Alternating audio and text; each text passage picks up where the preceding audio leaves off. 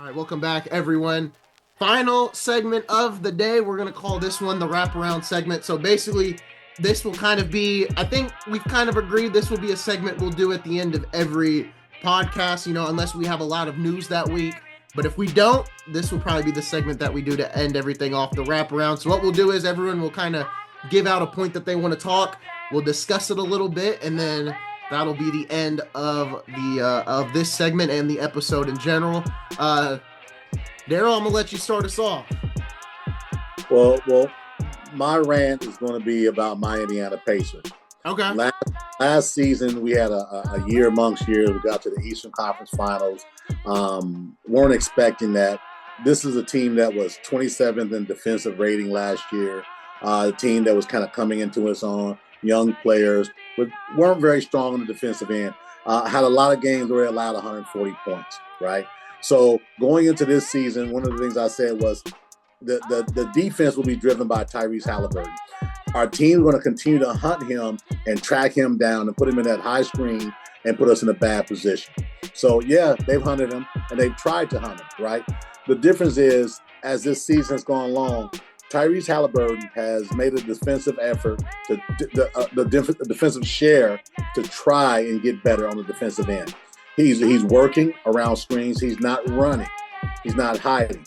And the numbers bear out. Last year, the Pacers were 27th in defensive rating. This year, with 5 games to go, they're 14th in the league in defensive rating. That's a 13-team jump on overall defensive rating. 2 things that matter in that.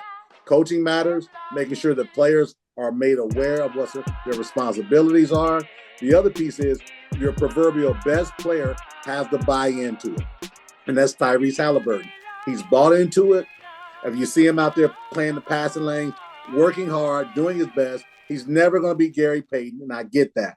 However, he can be a viable defensive player to give effort to help those wing players out, and he's done that. Really proud of his effort. The Pacers are going to have probably a 50-win season, better win than last year, better defensive rating, and the big piece for Tyrese Halliburton, you've seen the stats over the last 10 games, 203 assists, 20 turnovers. Ouch. Take a look. Do the math on that. That's not fiction. Those are facts. So with that said, the Pacers have gotten better on the heels of their backup center and their third center being lost for the season back in November. They got Thomas Bryant off the scrap heap, and their third string center is a G League center. So I believe that the Pacers' effort has gotten better. The coaching has gotten better. And I think the result of them being a 4 seed, playing either Milwaukee or Detroit, is going to give them an opportunity to get into the second round, barring any injuries. So that's my take on my Pacers for my wraparound. Ramon, I'll let you go. Go ahead. Ooh, I'll go. My take is on high school athletics. Okay. Parents, I plead with you. Become educated in the new process.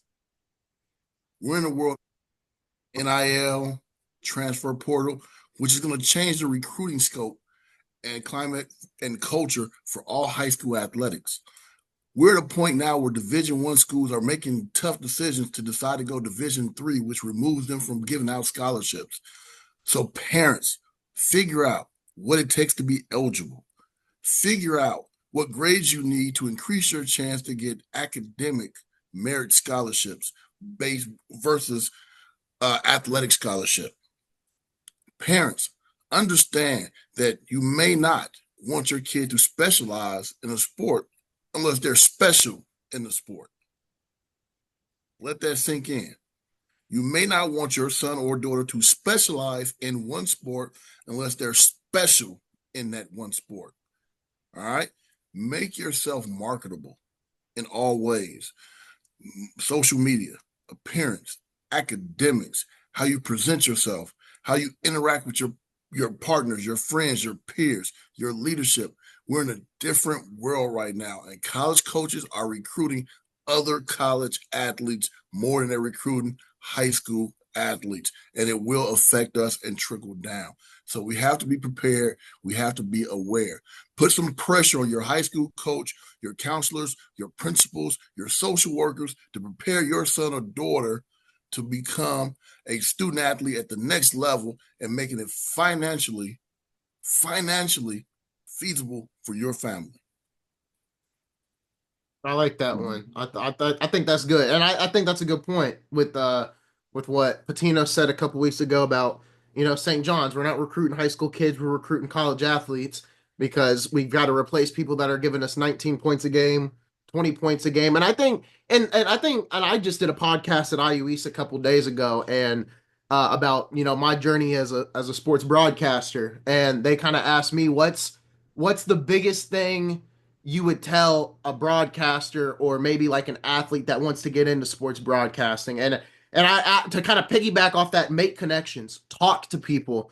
The biggest reason why I have the connections that I do is because I just went out and talked to people, or I sent that email instead of thinking, oh, they probably won't get back to me. There's so many emails that I sent that I never got a response on. But then there's emails that from people that I didn't even think were going to respond that got back to me and have given me advice for interviews, how to be a better play-by-play announcer. It always make those type of connections, and that even goes for athletes, because making that connection can get you to the next level, in some way or some form. And either way it goes, always talk to people. Try, even if you're not the most social person, if it's going to benefit your career, give it a shot. Just be yourself, and it'll get you somewhere, because making connections is the best thing that you can do. Whether you're an athlete but you want to stay in sports, so you want to be in the media field, meet people, because that it's all about meeting people for sure. But I want to I'll get into my little opinion right here for the wraparound segment. What I want to talk about for the wraparound is the Houston Rockets. I've been very impressed with the Rockets the last couple of 2 weeks. For the last 2 weeks, I've been watching their games.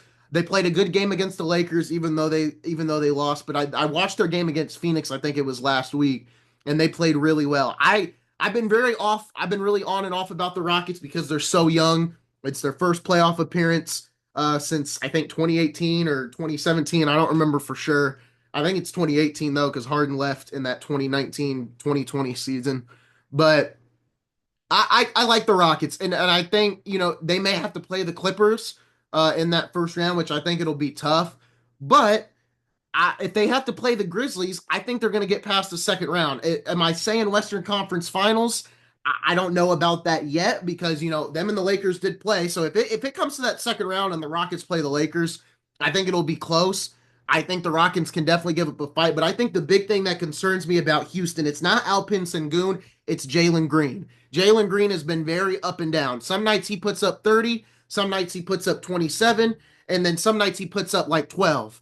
I'm curious to see, because Jalen Green's he's been up and down since he's entered the league, and I think a lot of people have tried to figure out, is Sengun the number one option? Is it Jalen Green? Is it the Thompson brother? I think Houston's got to figure that out come playoff time of who's going to be that guy for them. Because in the game against the Lakers, watching that game, it was still a pretty close game, and they sat Jalen Green for, I think it was Van Vliet or Brooks, and they didn't play him in those last couple of minutes.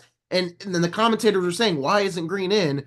Green did not play well that night. So I think for the Rockets, I think you can count on Sengun, but can you count on Jalen Green come playoff time? And I think that's going to be their biggest problem if Green can't contribute, because Harden's going to contribute, especially in the first round. Now, when we get beyond the first round, Harden, I don't know about that. But in the first round, Harden usually plays well. We know what Kawhi brings to the table when he's healthy. Zubac is solid. And then, Cott, you brought up a good point about Norman Powell. This Clippers team's going to be ready to go. Is this young Houston team going to be ready to go? More specifically, will Jalen Green be ready to go?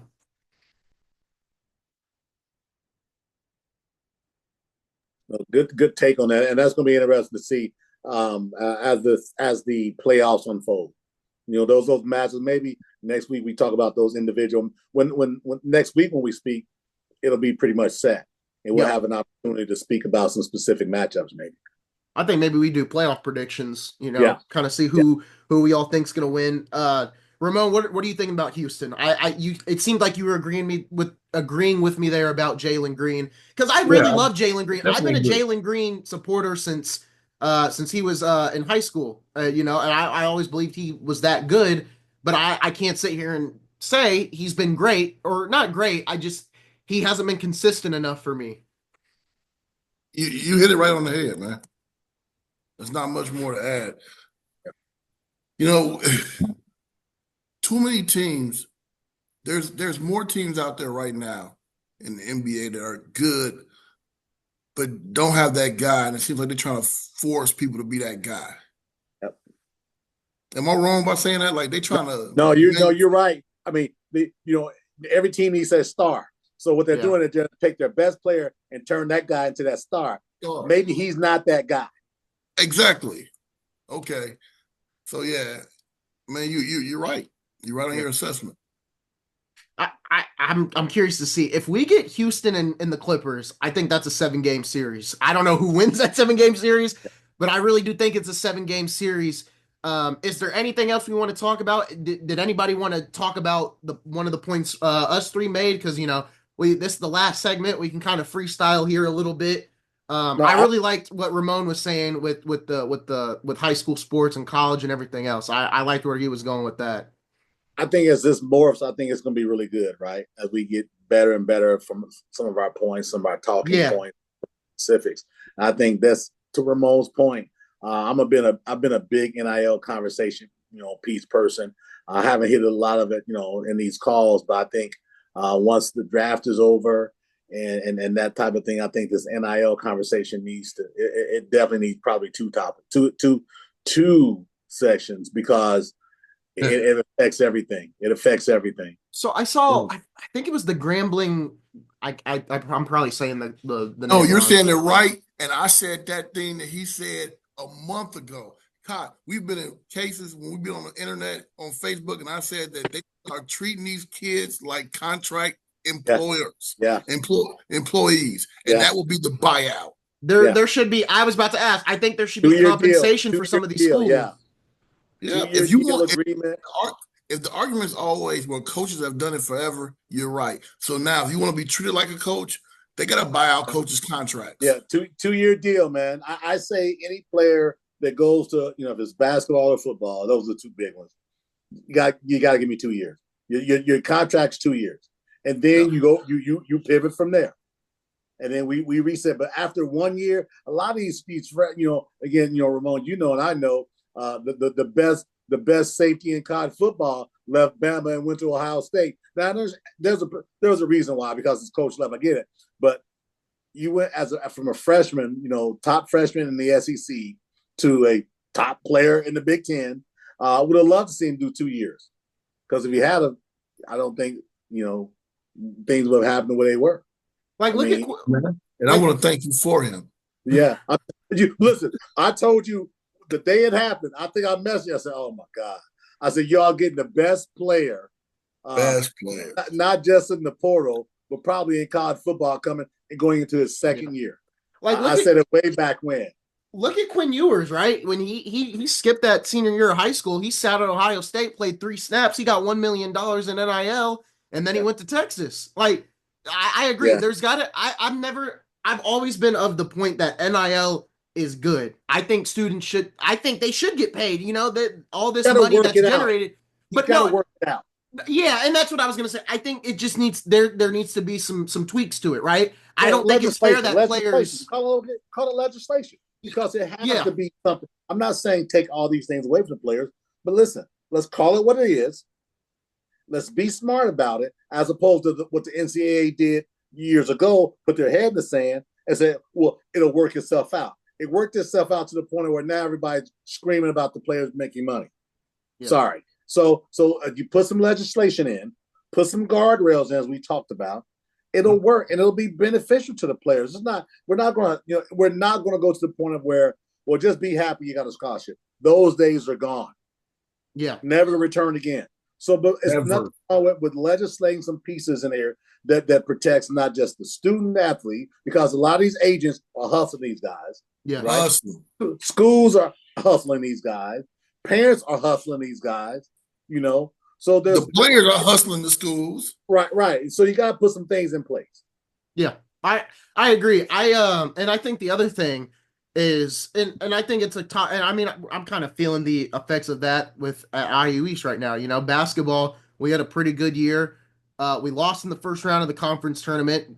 Probably shouldn't have, but we had our top two guys. One of them went up to the NCAA for his last year, and then the other one is, he's only I think a sophomore, and he's leaving. He's entering the portal because he wants to move up. But I think and there's so many different levels to it, right? When you're in the NAIA, you're kind of entering that, and with that, the player I'm referring to, I think there was a conversation had with our coach where it's like, my goal's to move up, right? And I think, in the NCAA, it's a different thing, especially D1, you're just trying to, you're either trying to get the most money or you're trying to win a national championship. At the level below that, if you're talking about the NAIA, it's more of, you're trying to continuously move up to get to that D1 level. So I think it's such an interesting thing how the portal works, because in NAIA basketball, when I'm talking about my IU East Red Wolves, most of the players that are there, they're either there to stay because they're getting a scholarship for their schooling, or they're trying to move up the ladder and get to that next level of play. It's really interesting how the portal works in different levels of college basketball and football and everything else. What I want to do next week, Ramon, I really want you to dig into how it affects high school recruiting. Because Ramon kind of enlightened me, and again, I know we don't have the time for it today because I think we did some good stuff today. But I really want to hit on that next topic: how high school recruiting is affected by NIL, and a lot of these kids who would have been getting D1 scholarships are now having to go, to D2, D3 because of that. And you know what I'm talking about, Ramon. So I think that's a segment you could do by yourself, probably. There's a trickle down that they don't even that kids and parents don't even know. Realize. Like, at my high school, I'm about to start this every other Saturday class where I want parents to come in, especially moms. It's going to be called the football parent playbook. It's going to talk about a bunch of different things. But one of the things is that we contact FCS schools, and I'll be like, hey, I got this kid, take a look at this guy. And they'll tell me, hey, coach, man, we got X amount of scholarships, and we waiting to see who get in the portal and get stuck. Right. Yep. So I ain't going to look at your guy. So now it's like either you a Power 5 guy or a group of 5 guy or whatever, or you're going to play D2, D3 because that FCS is like, I'm looking for what's going to get caught up above me. Right. And so it's crazy, man, how this whole thing is set up. Like, you better be really strategic on how you play. Now, you got kids. There's kids that I know for a fact that play basketball in the city of Indianapolis who said, hey, I'm going to this school looking, like you said, looking to move up. So I'm not going to be here long. And those type of things need to be talked about up front. It's like, as much as coaches lie, kids lie too. Like, I'm not going to be here long. I'm just here. You're not Mr. Right. You're Mr. Right now. Yeah. Yep. Like, I'm not trying to marry you or you. I'm not trying to date. We're going to kick it a little bit and then I'm going to leave. Right. You got the kid from Pike High School, guard, who I like. He can play his butt off. The boy can score with the best of them, but he's on year 4, school 4. We didn't talk about that. I'll bring it up in a second though. He's Florida Atlantic, I believe, Indiana State, Xavier, and now Louisville. Now, granted, the kid is good, and he deserves everything he's getting because he's getting better and better and better and better. But you can't tell me that these credits transfer from all these 4 different schools to the same school. I wonder how close he is to graduation. If he's actually working towards graduation. I'm just worried about education, like the real education. Not that he's going to graduate or finish, because I believe he will, because they're going to make sure he does. But how much of that stuff are you really getting, just in case that professional career doesn't work out? Just in case you get injured. Well, staying on the Indiana high school basketball scene, how about a little shout out to Jeffersonville getting the win over Fishers, ending that undefeated streak? I actually I met Coach Weininger at Fishers. He coached at Warren Central for 1 year before he went to Fishers. It's sad to see that happen, but congrats to Jeffersonville. That's a heck of an upset. I think Fishers was getting posted on Sports Center Next. They were getting posted everywhere on Twitter because they were undefeated for a while. So that's a heck of an achievement right there. We still Big got time too. plenty of time here in this final segment for this wraparound segment. Is there anything else we want to hit on? Yeah, I want to hit on this, and I hope someone sees it. You know, in the state of Indiana, they went to 12 players on the basketball team, on the Indiana All-Star team. And whether you agree or you disagree who those 12 players are, you should not be as an adult on on Twitter or X attacking young boys, young adults, for whatever reason. Just because your guy or the person you expect or the person you think should have been picked, assigned, or put on that Indiana All-Star team and they were not put on there, don't attack a kid. You're an adult. You're an adult. Calling kids thugs, talking about weed smoke, etc. Stop it. These are young men. One of the things we personalize so much when we talk about these things, right? You can go all the way back to James Blackman, Steve Alford, who's going to be Mr. Basketball, right? All these things. So people have their opinions and their feelings and their biases on players. And to that point is simply there's probably about 20 players or so that could be justifiably on the Indiana All-Star team every year. Correct. Yep. I was hurt because my guy Dean Tate didn't make the Indiana All-Star team in 2018. Lead guard for Warren Central's undefeated state championship team. That was my guy, Dean Tate. A 5'9", powerful football, basketball star. I'm not sure if I remember right. He was in the last bit of his senior year, and he didn't have many offers, even from a football perspective, because of size and other things like that. Somebody a kid with heart, desire, and determination. If you saw his trek over the last 2 years of his high school career, it should have been suitors lining up because that's the type of young man you want in your program. So I'm a little biased towards Dean Tate, and God bless him. But the thing is, you're going to always have guys or players that you feel like they should have been better suited than they were appreciated. Yeah, for sure. I'm 100% good with you, and not you, but you as a whole, as an athletic whole, voicing your opinion on who or who should not have been on a team. Perfect. But when you get personal, that's not right. You get personal, right? And name calling, thug, I can't stand. Especially well, that's code. That's code for something else, right? So code for something else, exactly. Right. So we know that now. So and that's the problem, right? Some of those people we need to mute them, right? Don't give them a platform in which they feel there's their empowerment. Oftentimes, people get behind these keyboards on social media. They feel like they can say anything they want. But if you see them in person, it's a whole different story. So I give them. I treat them with a long-handed wooden spoon. I don't acknowledge them. I see it and I keep it moving because any communication that I give is only going to bring light to what he or she said, and I don't want to give any light to him. Yep. Where do we want to add? Do we want to add anything else? I think we're solid here. I think we're solid, man. For next week, yeah. Okay. Yeah, I loved it. This was a good episode.